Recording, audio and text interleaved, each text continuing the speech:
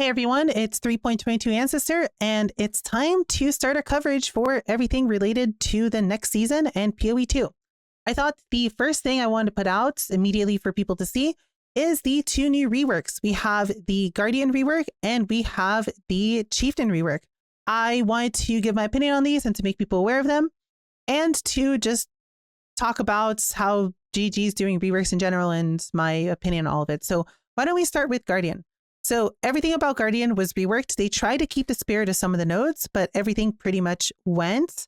And I thought the best way to do this is to compare it to the current tree and the current nodes and show people what has changed between them.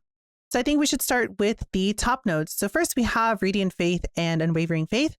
These are the tanky nodes for Guardian. This is how Guardian typically stays alive. First we have Radiant Faith, which gives you armor when you reserve your life, and ES when you reserve your mana. So this is why Guardian typically is called a mana guardian, because you want to get a really big mana pool, then you want to reserve it all with auras, and then suddenly you have a big ES pool, a big amount of flat ES, as well as just getting quite a lot of armor for free, and you typically just went low life or just ignored the armor portion. For Unwavering Faith, you got physical damage for each aura that was active and a little bit of life regen, and this scaled with aura effects. So if you had 100% aura effect, the 1% fizz would become 2% fizz. Unfortunately, they got gutted. So Radiant Faith is now, instead of life and mana reservation, they're both mana reservation. The mana portion didn't change. It's still 10%, but the armor got gutted to 25% of mana. Now, this might potentially be a buff. This might not necessarily be a gutting. Like this could be okay, because now both portions are on your mana, and this makes you not have to necessarily go low life to fully benefit from it. And with enough mana, the 25% should make up the armor that you would have gained from this instead, as it's 160. But you're going to need quite a lot of mana to overcome the 160, even from a modest health pool of maybe 3-4K. With that said, it's really nice that Guardian is now not required to go shavs or to go any sort of low life item to be able to benefit from Radiant Faith. I guess we did have Coruscating Elixir becoming meta, and I'm assuming Guardian probably also was doing Coruscating Elixir, so you don't have to go shavs. But now overall, we can have healthy Guardians instead of low health ones. Now, Unwavering Faith, unfortunately, kind of got deleted. This is probably decent in party play, but for solo play, I don't really feel like this is any better. Aura Swimmer skills grant 5% recovery rate of life, mana, and energy shield to you and your allies. I assume this again is going to scale with aura effect. So it's become 10% at 100. Now, honestly, personally, I really prefer the flat regen and the fizz damage reduction, because you get to turn this into ES regen through Zealot's Oath anyway. Or if you're playing in a party, your party members could have kept his life or also taken Zealot's Oath themselves. And the physical damage reduction was really nice, as this stat is kind of hard to get. And this just gave you quite a hefty amount. You typically ran maybe 4, 5, 6 auras, and you probably had 100% aura effect. So this was anywhere around 10% physical damage, which is quite a lot, versus now us having some recovery. If you don't invest into recovery, and if you don't add recovery into your build in any way, this really won't do anything. So I personally don't really like these two changes. Next, we have Harmony of Purpose. Now, this is a meme. It's not going to really be very viable in solo play, but it'll be very good in party play. If you're a party play player, Mana Guardian stonks have gone up quite heavily. What this does is it's now a link-based ascendancy for anyone standing between your link beams. So if you link someone, if they're standing between you and that person that's linked, their elemental damage will be lucky. They'll have 5% max Ellie res, and you are giving them ailment immunity. I don't really see this as being very viable, as this doesn't apply to you. It's specifically allies. So I guess this would be okay for minions, but it might be annoying if the minion that you linked is like the one closest to you and all of your other minions are maybe on the other side of the monster or whatever. It's just going to be too gimmicky, and this really isn't going to be good. It's kind of a dead node. And if we look at it before, Harmony of Purpose made it so you got charges and then you shared the charges with people. So if your party didn't have a way to generate charges, you could generate charges for them. Now, it is specifically party members, not allies. So this never gave charges to your minions. That would have been a little bit too strong. And this is mostly a party play node. So I guess it really doesn't matter, because it was a party play node before. And it's going to be a party play node now. Next up, we have Time in Need. Now, this node used to be really good and a lot of people liked it. This gave you 80% curse effect reduction, which basically just made curses irrelevant, especially if you got yourself some consecrated ground, or if you just decide to pick up Asylum, then you basically have 100% reduced effect of curses. And for the most part, you were curse immune. Then you also got 30% life regen over 4 seconds. Then you also got 30% regen over 1 second every 4 seconds. That has been buffed to be 100%, which is kind of whatever, because let's think about it. Let's say this just procced, then you got hit for 80% of your life. Then this won't trigger for another 4 seconds. So it doesn't really help you or save you at all. It's kind of useless. And then the other portion of it made it so you remove curses and ailment effects every 4 seconds. I don't really like this. I guess early game it's going to be okay because it'll give you ailment immunity every 4 seconds or just removes it, but it's just conditional. And it's like, if it just procced and then you have a chill effect on you, then the chill's going to be on you for 4 seconds before it gets removed. And at that point, the chill's probably gone. Same for a shock. You're going to die before this procs again. And the whole removing curse things, well, that's not really that good, because most of the time, if you're worried about curses, you're worried because it's a map affix on a map. So it's going to be active the whole map. And this doesn't do anything against that, versus this, where it just made all curses weaker. I don't get why they really need to nerf Time of Need like that. Next, we have Bastion of Hope. This used to give you block chance when you got hit, as well as giving you additional block chance if you use an attack or spell. They have leaned more heavily into that, to where you now get 25% block chance if you do use an attack or a spell. And in my opinion, this node is actually really good now, because if you take that and you take Lancing Blows, that means you have 50% block chance just like that. If you wear a shield, you'll be attack blocked. And then if you pick up Arcane Guarding, you will be spell block capped. And realistically, keeping this up is not that difficult, because you can just, for example, use Shield Charge for an attack if you're playing a spell build. If you're playing a spell build, for example, all minions are spell skills. So you can get your spell block by using minion skills, and you can get your attack block by either using a Shield Charge or Leap Slam to move around. So if you're playing an attack build, you can just simply use Flame Dash as your mobility skill, and then you can proc both portions of it that way. It is conditional, and sometimes you might accidentally not press 1 for 4 seconds, and then you might just lose all of your block chance. That might be awkward, but it shouldn't be that bad, and it's kind of a nice defensive layer. Lastly, for the meat and bones of Guardian, which made it really interesting and made it a minion build, we had Radiant Crusade, which gave your allies Onslaught and do more damage, but the Onslaught was conditional to 5 allies or more, assuming you had them. And then a Wavering Stance gave your allies even more attack, cast, and movement speed. So this is basically double Onslaught, some AoE, and Intimidate and Unnerve, which is a little bit more damage, about 10% more damage. Instead, now we have gotten Radiant Crusade, which gives us level 20 Sentinel of Radiance, which we have no clue what it does. And 10% of all damage we take is dealt to the Sentinel of Radiance before you. Now, this could save Guardian, and this could be absolutely busted, and then Guardian would be really good. You would just go Radiant Faith, you'd pick up these two, and then you'd either go Time of Need, Unwavering Faith, or Bastion of Hope, and then Guardian would actually be really strong. Or this might be completely useless. But if this is not good, the rest of Guardian is just kind of mediocre. And, well, there's no damage here. It's just kind of mediocre defenses and not really very good defensive layers. So if Sentinel of Radiance is not a super OP minion or a super OP buffer or something that makes this Ascendancy play, I don't really see a reason to play it, especially when this has to be Onslaught and this has to be 10% more damage. And then Unwavering Crusade, instead of it being a really good node with attack, cast, movement speed, Unnerve, Intimidate, and so on and so forth, it now summons level 20 Elemental Relic when you or a nearby ally kill an enemy. It's only a 25% chance. Now, we don't know what this is either. We're going to assume this is just a Holy Relic. It probably most likely will just be exactly a Holy Relic. But the problem with this is it's on kill of an enemy. It doesn't have any sort of conditional for a unique monster. So this is only good for clearing. So your only damage points in this whole Ascendancy potentially is Radiant Crusade and the Sentinel of Radiance. Otherwise, you literally do not have anything else that increases your damage whatsoever. Outside of technically the Energy Shield from Radiant Faith if you're playing Energy Blade, but that's a very, very niche build. And yeah, you will not have anything else. And this will be the only node that will be useful at all for bosses. So my opinion on this is I don't know. This Ascendancy might be good. This Ascendancy might be not good, but there's literally a single node that will determine if that's true, which is Radiant Crusade. Obviously, if you're playing this as a solo member, if you're playing this in party play, Guardian will be just as strong as always been. But for solo play, Guardian is literally going to hinder on, is this any good? Let's move on to Chieftain.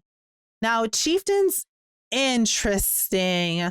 My initial opinion of it is it's going to be really good if you're playing a Marauder. You're going to love Chieftain because it's going to have some really good Flesh and Flame targets. But as a Marauder itself, if you want to play a Chieftain, it's all over the place. This might be really broken. This might be kind of hot garbage. We'll see. So why don't we start at the top? The two broken nodes that are making this very, very interesting. So we have Thessalio, which has turned from a node that used to give you a bunch of fire resistance and some fizz taken as fire and some really nice life recovery if you've taken fire recently. This just used to be a really nice node. It gave you quite a lot of regen, especially if you play a build like Fire BV. And the fizz as fire was really nice because there was another niche build you could have played where you could have turned all of the damage you take into fire damage, and then you could have just gotten 90% maximum fire res, and then suddenly you effectively had 90% armor, 90% cold, 90% lightning, and 90% fire damage reduction, which was really strong. The build did take quite a lot of effort to put together. It needed very specific items, but it now completely is dead since that stat is just removed and it is not accessible in any way. But now instead, we will get 50% of all fire resistance that we get to also apply to cold and lightning. Now, this specifically says modifiers, so this means that any sort of maximum increase will also apply. So if you have 2% maximum fire res, you also get 1 cold and 1 lightning. Now, realistically, this node is just going to be really good for the start of a season because this means that you can lean more heavily into fire res, and then you'll also get some cold and lightning, which will make it so much easier to res cap since you will only need 50% of the cold and lightning res that you'll need before, since half of it will be taken care of by fire res. As well as it also offering 15% fire res on these two small nodes, you're going to get quite a hefty chunk of fire res for free. Next up is the node everyone's been talking about, Falaco. So this is insane. Modifiers to maximum fire res also apply to maximum cold and lightning res. So this is just melding of the flesh in a ascendancy point. Now, what it used to do before wasn't that interesting. It was actually really strong, but it wasn't very interesting. It gave you regen for your endurance charges. It gave you more damage if you lost them. And it made you gain endurance charges if you use a Warcry. So the way you could have played this is just running Enduring Warcry, which makes you generate endurance charges, run Immortal Call, consistently proc an Immortal Call, which gives you 15% more damage, as well as giving you all of your endurance charges back really quickly. It was a fine node, but now it's just become absolutely broken. This is going to allow you to just pick up a Purity of Fire that is going to give you 5% max fire res, and then you'll be sitting at 80% all res, just like that. You can invest a little bit more into it by getting Aura Effect, and they could very easily get to 83, 84, 85 fire res, especially if you go on the tree and you pick up Barbarism for another 1% max fire res, or if you come over here and get the +1 maximum fire res here as well, which might be pretty obtainable for most builds. Suddenly, you can get quite a lot of max fire res for free. And all this costs you is a Purity of Fire. Now, it's not going to be the worst thing ever because the fire resistance from the Purity of Fire is also going to give you cold and lightning resistance. So you'll actually get a decent portion of your res cap just from that Purity of Fire. Overall, it's going to be very strong. And obviously, if you are playing, for example, RF Jug, well, you could just pick this up and suddenly you have insane tankiness. RF Jug was already a super tanky build, but if you wanted to, you could just get even more tankier by picking this up instead of Flesh and Flaming something else. Moving on to Hinekora. This is a meme node, and in my opinion, it's not good. It's just, don't take this. Please don't get baited by this. Enemies you kill have a 5% chance to explode, dealing 500% of their max life as fire damage. Now, the first thing you might say is, holy, 500%, that's a big number. That's insane. No, that doesn't matter. So the problem here, and with the problem with exploding effects, is it does not matter how much damage it does. It matters a chance for it to proc. Realistically, if this said 100% chance to explode, dealing 1% of max life, that'd be substantially stronger than it currently is. Because the thing is, any sort of damage modifier also applies to this. So if we had 100% increased fire damage, that would apply to this. So it wouldn't be 500%. It'd be like 600-700% because of scaling. Right? It wouldn't be linear, so it wouldn't be 1,000%. But this would also get scaled by any sort of fire damage you get, or any sort of generic damage, or any area damage. So this number becomes so hilariously over the top that it doesn't matter, because realistically, even like a 10 or 15% is enough to immediately one-shot enemies because, again, of scaling. If you get a little bit of AoE or a little bit of fire, a little bit generic damage, that 10, 15% will become 30, 40%, and that should be more than enough, especially because they can crit. So realistically, we care about chance to explode. Now, this does have a saving grace of if this explosion is just massive, if it's just like half your screen, then this actually would be good because a 5% chance for it to proc, if it procs once, it kills the whole screen. At a 5% chance, it will never proliferate. So it can't really give you the chain explosions that you're looking for. But if this basically hit the whole screen, well, I mean, you can scale a little bit of AoE and then, yeah, you just guarantee hit the whole screen and be okay. But otherwise, no, it's just bait. It's just complete bait. And unfortunately, they kind of killed the node that was here before, which was actually not half bad. We got 1% fire damage leech, which was just any fire damage at all. We got enemies covered in ash when you hit them, which made them take 20% more damage and gave them less movement speed. And we got 10% strength, which is a little bit more life. This node used to be really, really strong, and now it's just become a meme node, unfortunately. Next, we have the totem node. So before, this used to make it so your totems are immune and enemies deal 8% less damage, and you do 60% more physical and fire near your totems, as well as giving them more AoE. And now it's actually kind of interesting. It makes it so you recoup 10% of the damage the totems take. They also regen based on your regen. So the more regen you have, the more they self-regen. So it'll give them passive tankiness. And it makes it so they taunt when you summon them. So it'll force enemies to attack them. They'll regen. You'll also get some recoup from it. So it's kind of an interesting node if you want to play totems. I believe Conch-Path totems is played as Chieftan, and this might actually be pretty okay with them.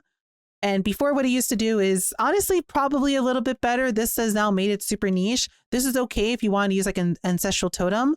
And now it's kind of like if you use an ancestor totem, this is not going to do it. It's just a waste of a passive point, unfortunately. Let's move on to one of the most insane nodes. This probably might be the most broken Ascendancy node ever added to the game. Nagahu. Non-unique jewels cause increases in damage reductions to other damage type in large radius to be transformed to apply to fire damage. So this took me a little bit to understand what it means. So let's say I have a random yellow jewel and I decide to take my random yellow jewel. If we quickly just get one, and I decide to put my yellow jewel here. Well, what that's going to do is it's going to give this jewel a large radius, which is the blue one. And that means anything by this yellow jewel that does any sort of increase or reduction to any sort of damage type will instead be fire. So for example, the 20% attack damage on Divine Fervor would now become 20% fire damage. The 8% physical and lightning on this small node would become 8% twice fire damage. This has the chance of becoming hilariously broken. There are quite a lot of increases, especially right here, they can pick up. And it potentially might turn some previously useless nodes into really, really strong damage nodes for fire. And this could give you quite a lot of generic fire scaling. This has a chance to just, well, make Chieftan be ridiculously strong in terms of damage. We will see how it plays out. We will see what kind of memery people come up with. But this has quite a lot of potential because it doesn't require you to use unique jewels or any sort of specific jewel. You just want to shove a bunch of yellow jewels in here, and like the large radius is quite big, so it has quite a lot of potential. Up next, we have Ramako. This makes it so nearby enemies have no fire resistance against damage over time while stationary. This is kind of memey. It might be really strong. It might not be really strong. The only two things that really come out for me for this is Incinerate RF. This is a massive damage increase for RF, especially because you are sitting there throwing fire traps. And that makes you be stationary. So the fire traps and the RF benefit from this, but it won't do anything for you while clearing, unfortunately. The only other problem is, again, if you start moving, you just lose all of your damage. And the thing about this, which I don't think is going to make it very good, as this would be a flesh and flame target, you wouldn't play RF Chieftan or Incinerate unless Incinerate gets buffed really heavily, is that, well, for example, Jug, which is probably the only person that will actually care about this node as a flesh and flame, well, they already basically hit dock cap. With insane gear, they can hit dock cap, and even without insane gear, they get pretty close to dock cap. So realistically, why do they need more damage from this, especially when a Voloko exists? So this is just not very good unless Incinerate just becomes a meta skill. Then this will be really, really strong and actually just absolutely broken. But we will see. If we want to look at what this replaces, unfortunately, again, it replaces one of the best nodes that Chieftan had, which is this one. gave you 25% fire damage over time multiplier, chance to ignite, and 15% fire penetration, which was really, really strong. And now we got some sort of very niche, very memey node. I guess to also mention for Nagahu also replaced this one, which I have a little bit of a gripe about this. Nagahu used to allow fire BV to be really strong. You would have gotten 100% conversion through 50% here and 50% through Avatar Fire. Now, unfortunately, the only way to fully convert fire BV is through either a Watcher's Eye, and then you're only getting 95% conversion, or to use gloves that are crafted with Betrayal Physical as Fire and an Eldritch mod for Physical as Fire, which is kind of awkward. And that means fire BV isn't going to be very good until you get pretty insane gear a few days into the season, as double conversion gloves like that is going to be quite expensive, especially week 1. As well as it also gave you 100% Fizz as Fire for 4 seconds every 10 seconds, which is quite a lot of extra damage. But I guess we did get quite a very strong node out of it, so it kind of makes up for it. Next up, we have the 2 bottom nodes. Now we have Tahoa, which is the same thing as before, except now instead of it only affecting slams, also affects strikes. And what this does is every 2 seconds when you attack, it will copy whatever attack you just did and do it again for 100% of the damage. Now for slams, this was always half decent because you're only attacking about every 1.5 to 2 seconds anyway with slams. So basically every slam you did just dealt double damage. Now for strikes, this is kind of useless. Let's pretend I'm playing Molten Strike and I do 5 attacks per second. So in the 2 second span that it would take for this to proc, I would have done 10 attacks. And this would have copied one of the attacks. So that means at 5 attacks per second, this is only 10% of my damage. Now, if I had 10 attacks per second, so I was doing 20 attacks every proc, that means this will only proc one out of every 20 attacks. So it's only 5% of my total damage. This gets weaker and weaker and weaker the more attack speed you have. And well, strike skills really want to stack attack speed. So this really just isn't very good for them. And it's always just good for slams, just as it's always been. And this node is going to make you have to take it to get to a quite interesting node, Tukohama. This makes it so anything linked in your body armor gets a free level 30 Ancestral Call and a free level 20 Fist of War. Now, for a slam build, free level 20 Fist of War is just really good. This effectively just 40% more damage, as you can now 7-linker slam. And for strike skills, this is ridiculously strong as well. A level 30 Ancestral Call gives you 10% more damage. So this is a free 10% more damage. And it means you don't need additional strikes, either through Influence Gloves, either through Hunter, or through Eldritch Influence Gloves at all. And this means that you don't need Awakened Ancestral Call in your build. So you get to save yourself a skill gem. Now, this is a much bigger deal for strikes than the Fist of War. If we go over and look at a strike build, we are going to use a armor stacker for this example. I know it's not a Chieftain, but that does not matter for this example. And if you look at my DPS, I'm doing 55 million DPS with Awakened Ancestral Call in here. Now, if I were to add another link, let's pretend I didn't need this and I had the Chieftain Ascendancy, I would lose the 6% more damage, and I would lose 1 strike since Ancestral Call is only 2 strikes while Awakened is 3. But I would gain 4% more damage from having a level 30 Ancestral Call, and I would get another skill gem. So the next best skill gem in this build would be Ruthless, and Ruthless would be a 32% damage increase. So overall, having that node for this Smite setup would give me about 36% more damage, which is very strong. And you don't need to bother with Ancestral Call. Now, you might want 1 additional strikes. 2 additional strikes feels a little bit bad. You would ideally want 3. 3 feels really strong, but getting 3 really isn't that bad because you could just simply come down here and get Tribal Fury for melee splash, and it kind of feels okay with it. Or you can put a additional strike on your gloves if you really want to, but this at least saves you a Eldritch Implicit or a Influence pair of gloves, which means you save a Influence Implicit or an Influence Explicit.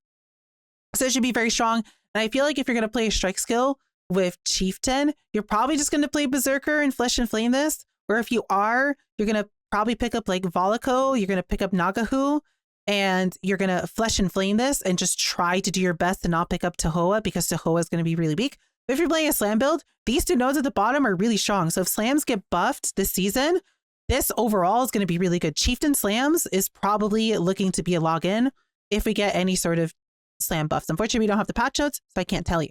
Overall, my opinion of these changes is maybe a 6 out of 10. Like, my problem with Chieftain is like, where's the damage, right? Like, we have Nagahu, which could potentially give you meme levels of damage. And sure, we have Tukahoa, but like, if you don't want to play a slam build or a strike build, the rest of Chieftain is kind of garbage. Before, Chieftain used to be a pretty decent, just overall fire ascendancy. And it just used to have quite a lot of generic scaling through the endurance charges, through the Ash, through the penetration. It was great for basically any build. Now we have meme nodes like this for specifically fire damage over time or meme explode. It's just, these nodes are awful now. Base Chieftain had pretty awful nodes as well. For example, this one or this one were not really the best. And Tahoa was not very good, but they were kind of out of the way and you didn't have to pick them. But at least the rest of it was actually quite strong. And honestly, Chieftain just kind of needed a numerical buff and it would have been fine. But now we have just garbage nodes and we still have like this one, which is still a garbage node. And then it's just, I don't really like it. And then I don't like what they did to Guardian, to where there's quite literally no damage on the Ascendancy outside of potentially Radiant Crusade. And if this isn't good, then this whole Ascendancy just still becomes worthless. So it's like, what was the point of them reworking them if they aren't going to be good? Now, I don't want them to be super broken to where everyone plays them, but I want them to have a place in the meta because currently basically no one plays them. For a Crucible, they had basically 1% play rate, if even 1% play rate. And this is not going to really change that. I would like to see these Ascendancies be at 5-6%. That'd make them pretty healthy. But I don't really think we're going to see that at Guardian again unless this is good. And maybe we actually see that at Chieftain, because I think Chieftain slams might be really, really strong.